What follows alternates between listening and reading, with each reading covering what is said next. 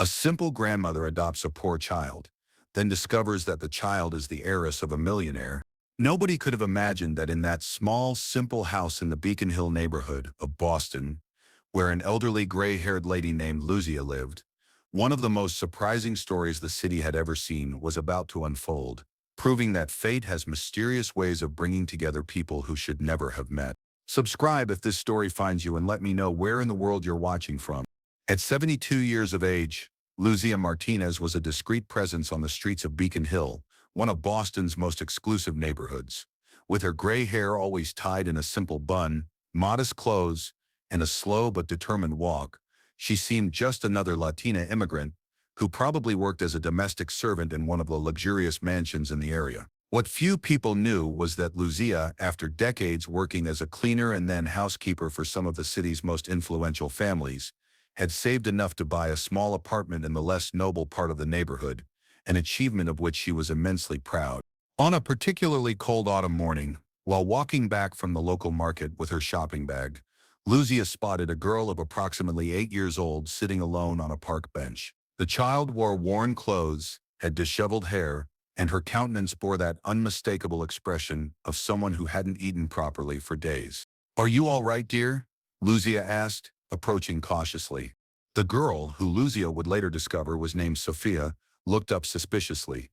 They were extraordinary green eyes, intense like emeralds, that seemed to carry wisdom beyond her years. "I'm waiting for my mother to come back," the child replied in a low voice. Lucia sat down beside her and, with patience, gained her trust over the following hours. The story that gradually emerged was devastating. Sophia had been abandoned by her mother 3 days earlier, with only a note saying she could no longer care for her and would return when she could. That same afternoon, when it became clear that no one would come for the girl, Lucia made the decision to take her to the authorities. At the Department of Child Services, while filling out the necessary paperwork, one of the employees commented on the overcrowding of temporary shelters. "She'll probably have to wait in a juvenile detention center until we can find a place," the man said with bureaucratic indifference. "That's unacceptable," Lucia protested firmly. "A child doesn't belong in a detention center." The employee adjusted his glasses and looked at the elderly woman with disdain. "And what would your suggestion be, ma'am?" "Unless you want to assume temporary responsibility." That's how, to her own surprise, Lucia Martinez became Sophia's temporary guardian. The process to become a certified foster family was accelerated due to the urgency of the situation and the contacts Lucia had made over the years with influential people for whom she had worked. In the weeks that followed, as Sophia settled into Lucia's small but cozy apartment, the elderly woman noticed something peculiar about the girl. Despite her apparent situation of poverty, Sophia demonstrated refined table manners, unusual knowledge about art and literature, and occasionally let slip comments about travels abroad and residences in multiple cities. "Where did you learn about the different types of cutlery, dear?" Lucia asked one night, observing how the girl naturally chose the correct fork for the salad. Sophia hesitated, as if suddenly remembering that she shouldn't reveal something. I saw it in a book," she finally answered.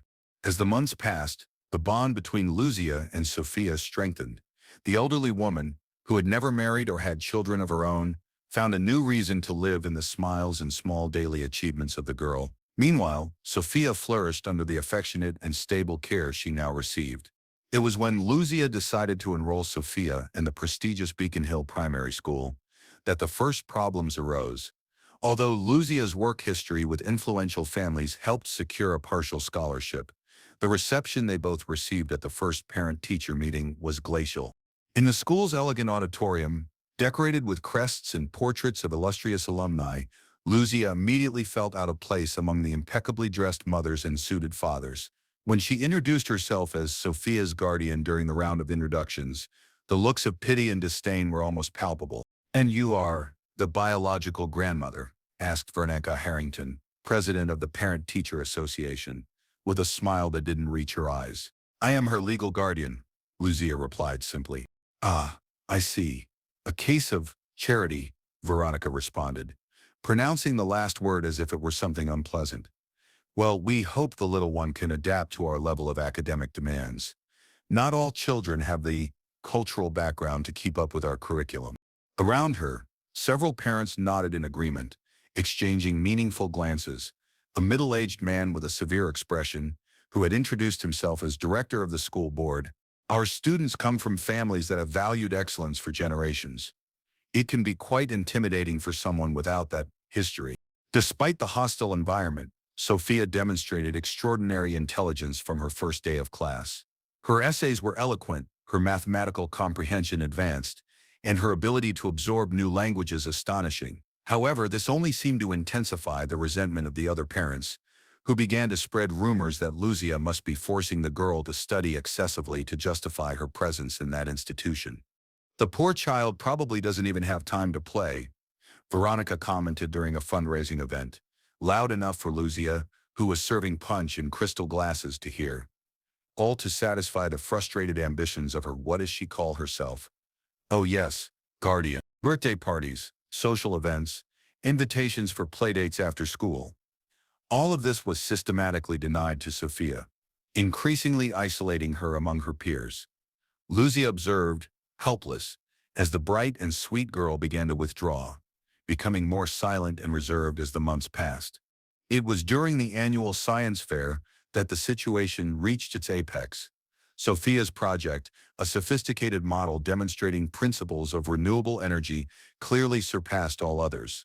However, when the judges announced the winners, her name wasn't mentioned. "There has been a mistake," Luzia approached the panel of judges politely after the ceremony. "Sophia's project clearly deserved recognition." Dr. Harrington, Veronica's husband and one of the judges, smiled condescendingly. "Mrs. Martinez, isn't it? I understand your disappointment, but perhaps it would be more productive to accept that not everyone is born to shine on the same stages. There are perfectly adequate technical schools for people with Sophia's background." That night, while preparing hot chocolate to console a devastated Sophia, Luzia made a decision. She would not allow those people to destroy the spirit and potential of the girl she now loved as a granddaughter. The next day, a sealed envelope arrived in the mail. The contents, a DNA test requested by the authorities months before, as standard procedure in cases of abandoned children, would change everything. "Sophia," Luzia called, sitting next to the girl who was drawing intently at the small living room table. "There's something we need to talk about." Gently, Luzia asked about the man Sophia knew as her grandfather. After some hesitation, the girl began to talk about an elegant gentleman who occasionally visited her when her mother wasn't around, bringing gifts and telling stories about distant countries. "He always said that one day I would live in a big house with him, but that it was our secret," Sophia revealed. "Then Mom got very angry when she found out about the visits, and we moved. I never saw him again." The DNA test had found a match in the national database. Alexander Wellington, one of the richest men in the country, deceased 6 months earlier. The real estate magnate had left a fortune estimated at billions of dollars and, according to the paperwork accompanying the test, had secretly registered a will recognizing Sophia as his biological granddaughter and sole heir. In the days that followed, Luzia and Sophia's lives were taken over by a succession of lawyers, meetings, and surprising revelations. Sophia's mother was, in fact, Wellington's daughter with a former employee. Although he had never publicly acknowledged his daughter, Wellington had maintained secret contact and, upon discovering his granddaughter's existence, had altered his will to ensure she would receive everything that belonged to him. Sophia's abandonment by her mother coincided with Wellington's death, suggesting a possible retaliation against the father who had never publicly recognized her. Ironically, this abandonment put Sophia exactly on the path to receive the inheritance her grandfather had planned for her. The lawyers explained that, as Sophia's legal guardian, Luzia would now be responsible for managing the girl's fortune until she reached majority. The news was received with disbelief by the elderly woman. "I'm just a former domestic worker," Luzia protested. "How could I manage billions?" "Mrs. Martinez," replied the lead attorney with genuine respect in his voice, "our investigators have verified your history. You worked for some of Boston's most influential families for decades, always with impeccable recommendations regarding your integrity and good sense. Wellington valued these qualities above all else." The news of Sophia's true identity and her astronomical inheritance spread like wildfire through Beacon Hill. Suddenly, invitations to exclusive parties, offers of friendship, and even business proposals began to arrive at Lucia's small apartment. Veronica Harrington was the first to appear, carrying an elaborate flower arrangement in her most charming smile. "Dear Lucia, may I call you that? I've always admired how devotedly you cared for little Sophia. What a wonderful surprise to discover about her inheritance. But it must be so difficult for you with your limited experience to handle this whole situation. Why don't you let me help you introduce Sophia to the proper social circles?" Behind her, as if materialized out of nowhere, were other parents who before had barely disguised their disdain for Lucia and Sophia. All now smiled, offered help, and suggested meetings between their children and the newly discovered heiress. Observing that procession of false kindness, Lucia maintained her dignified posture and impeccable education. Years of serving Boston's elite had taught her to recognize insincerity when she saw it. Dr. Harrington, who had previously suggested technical schools for Sophia, now insisted that the girl deserved a special prize for her science project. "A regrettable administrative error," he explained, nervously adjusting his tie. "We're eager to correct it immediately." The school principal, who until then had barely spoken a word to Lucia, appeared personally to inform her that Sophia's partial scholarship had magically transformed into a complete merit scholarship due to her exceptional academic performance. During these visits, Lucia kept Sophia busy with her studies or playing in her room. The elderly woman had decided to protect the girl from the sudden and hypocritical change in behavior of those people. 2 weeks after the revelation, as the dust began to settle, the lawyers informed Lucia about an annual charity gala of the Wellington Foundation that would take place that weekend. As Sophia's legal representative, her presence was expected. "You don't have to go," assured the lawyer. "We can send another representative." Lucia reflected for a moment before responding, "No, I will go with Sophia. It's important for her to begin understanding her responsibilities." On the day of the event, held at the historic Fairmont Copley Plaza Hotel, Lucia surprised everyone by appearing not in her usual clothes, but elegantly dressed in a discreet yet refined evening outfit. Beside her, Sophia wore a simple but tasteful dress, her hair arranged in an elaborate braid. Their entrance into the ballroom caused a momentary silence, followed by a buzz of whispered comments. Veronica Harrington, with her designer dress and ostentatious jewelry, approached quickly. "Lucia, dear, how wonderful to see you here," she exclaimed, with exaggerated enthusiasm. "Let me introduce you to some people absolutely essential for Sophia's future." Before she could continue, she was interrupted by the arrival of the president of the Wellington Foundation, a distinguished man with gray hair. "Mrs. Martinez," he said, completely ignoring Veronica. "It's an honor to finally meet you. Alexander spoke a lot about you in the last months of his life." A murmur of surprise ran through those present. Lucia, equally surprised, replied, "I fear there's some mistake. I never met Mr. Wellington." The man smiled. "On the contrary, although you didn't know him by that name, Alexander visited your apartment several times in the last year." As understanding slowly formed in her mind, the president continued. He introduced himself as Mr. Garcia, a social services inspector. "He told me he was impressed with the dignity, care, and integrity he found in your home, despite the limited resources. After the third visit, he knew he had found the perfect person to care for his granddaughter." The pieces finally fit together for Lucia. The elderly man of common appearance who had periodically visited to check how Sophia was adapting, asking detailed questions about the routine, education, and well-being of the girl. Always polite, always observant. "Alexander's will was not a coincidence, Mrs. Martinez," explained the president. "He specifically chose you as Sophia's guardian and administrator of her estate. After observing you personally, he said he found in you the qualities he had long sought and never found in the circles he lived in: authenticity, compassion, and genuine wisdom."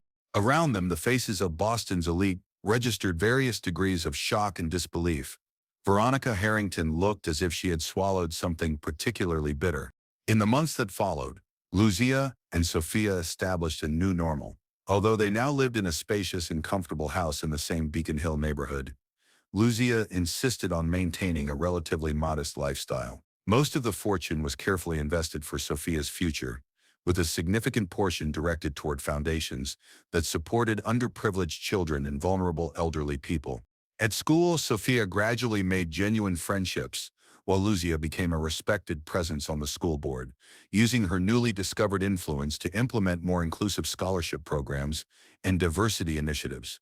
One spring afternoon, while walking through Boston's public garden, they encountered Veronica and her husband. The couple hesitated visibly, clearly uncertain about how to proceed after everything that had happened.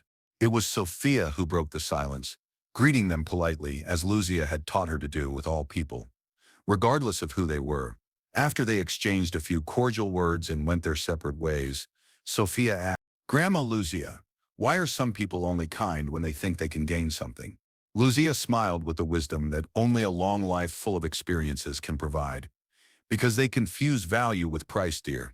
A person's value isn't in what they possess, but in the character they demonstrate when no one important is watching. Miss Wellington understood this at the end of his life, and I hope you never forget it. As they continued their walk under the flowering trees, Luzia reflected on the strange paths of destiny.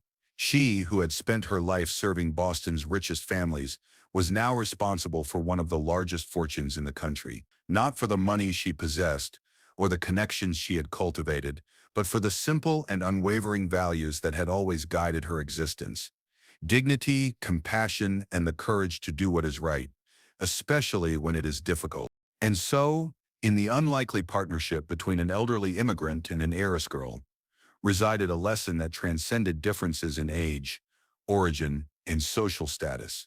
True wealth lies in the choices we make and the love we share along the way. If you've come this far and this story has touched your heart, I invite you to keep this faith alive with us by subscribing to the channel and activating the notification bell so you don't miss any stories that touch the soul. And if this story has moved you, give it a like so we can continue sharing more stories like this one. Made with all our hearts. Until next time.